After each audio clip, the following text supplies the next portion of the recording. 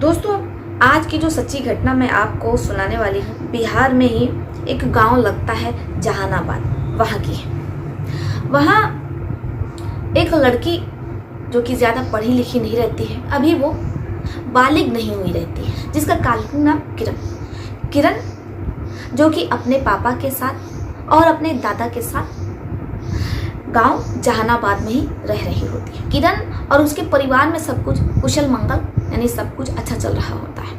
लेकिन किरण के हाथ में जैसे ही बड़ा वाला मोबाइल लगता है तो किरण अपने मोबाइल में फेसबुक है, व्हाट्सएप है, जितने भी चैटिंग ऐप हैं वो सारे इंस्टॉल कर लेती है। तभी उसकी दोस्ती एक लड़के से हो जाती है। अब वो लड़के से बातचीत करती है, चैटिंग करती है। अभी उन दोनों को मिले सिर्फ 11 दिन ही हुआ रहता है।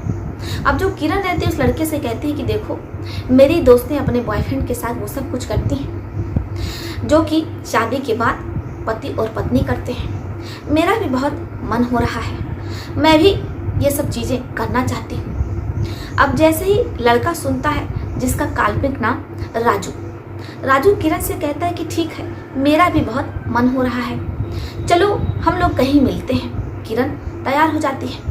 अभी इन दोनों को एक दूसरे से बात करते हुए सिर्फ 11 दिन ही हो जाता है और इन 11 दिन में प्यार, या इसे कुछ और शब्द देते हैं, ऐसा परवान चढ़ता है कि किरण राजू से मिलने बिहार पहुंच जाती है।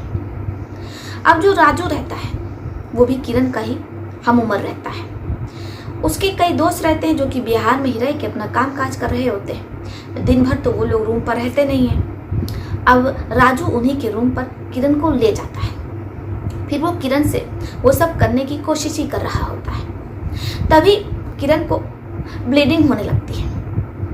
अब ऐसे में राजू को लगता है कि ये सब तो नॉर्मल है, ऐसा होता ही है। इसके बाद वो लगातार ये सारी चीज़ें कर रहा होता है। तभी राजू और किरण को लगता है कि ये तो रुकने का नाम नहीं ले रही है।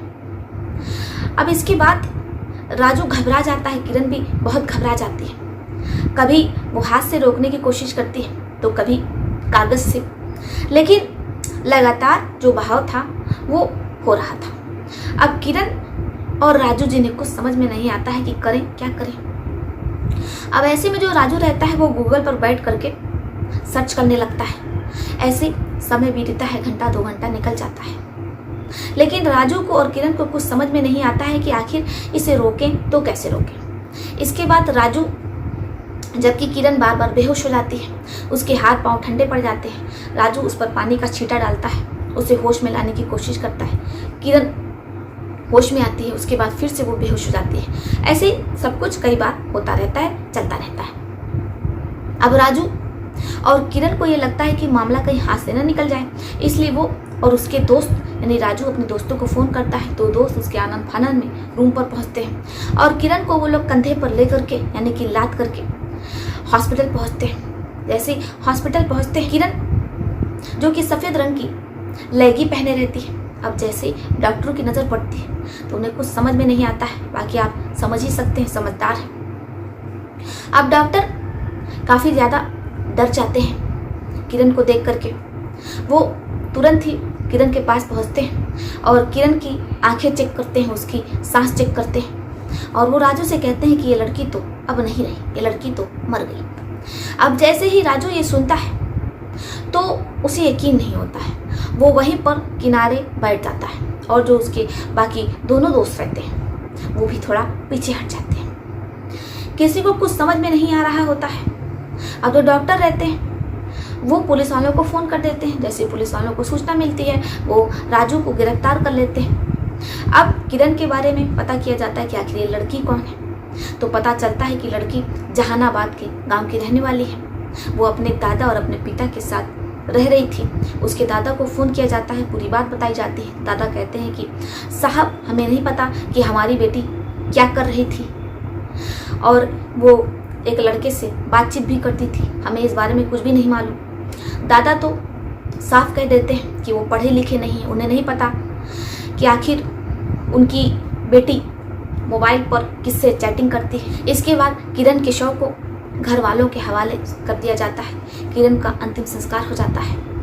अब यहाँ पर सोचने वाली बात यह है कि किरण की जान बचाई भी जा सकती थी अगर वो लोग तुरंत ही हॉस्पिटल जाते, सूझबूझ से काम लेते, तो आज किरण जीवित होती, किरण की जान बचाई जा सकती थी। लेकिन ऐसा ना करने के बजाय वो लोग गूगल पर ही, यानी कि किरण का जो प्रेमी रहता है वो गूगल पर चीज़ों को सर्च कर रहा होता है, जिससे कि बात और बिगड़ जाती है। और जिसे कहते हैं कि पक्की उम्र का ना होना, ये भी एक बहुत बड़ा कारण हो सकता है किरण की जान जाने का। बाकी आप लोगों का इस पर क्या सोचना है? क्या किरण की जान बचाई जा सकती थी? क्या राजू और किरण ने जो किया वो गलत था? आप लोग इस पर क्या सोचते हैं? अपनी अपनी राय कमेंट बॉक्स में लिखिएगा ज़रूर, क्योंकि जान है तो जहान है।